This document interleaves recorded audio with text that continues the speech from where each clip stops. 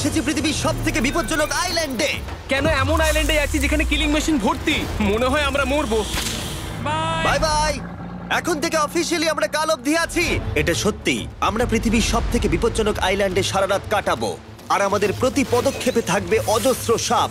শুধুমাত্র স্পেশালাইজড পোশাক আমাদের বাঁচাবে এই সমস্ত ভয়াবহ বিষধর সাপের হাত থেকে। যে কোনো জায়গায় সাপ থাকতে পারে, তাই না? হ্যাঁ জিমি, কি হবে যদি কোনো সাপ আমাদেরকে কামড়ে দেয়? বেসিক্যালি যেই বিষ তোমাদের রক্তে এসে মিশবে, তোমাদের স্কিনের কালার চেঞ্জ হয়ে যাবে আর 1 ঘন্টার মধ্যে তোমরা মারা যাবে। এটা খুবই ভয়ের বিষয় যে আমি যে কোনো সেকেন্ডে মরে যেতে পারি। এটা পাগলামো ভাই। গোটা আইল্যান্ডটা কিলিং মেশিন দিয়ে ভর্তি। এটা কিন্তু দারুণ ব্যাপার।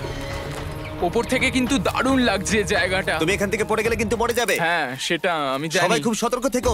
তোমরা হয়তো ভাববে স্নেক আইল্যান্ড নাম বলে এখানে হাজার হাজার সাপ ওপেন ঘুরে বেড়াবে, কিন্তু মাটিতে বসবাসকারী প্রাণীদের সাপগুলো মারার পরে ওরা এখন গাছের পাখিদের শিকার করে, কারণ এখন ওরাই একমাত্র জীবিত শিকার। এখন আমরা অফিসিয়ালি জঙ্গলে প্রবেশ করছি।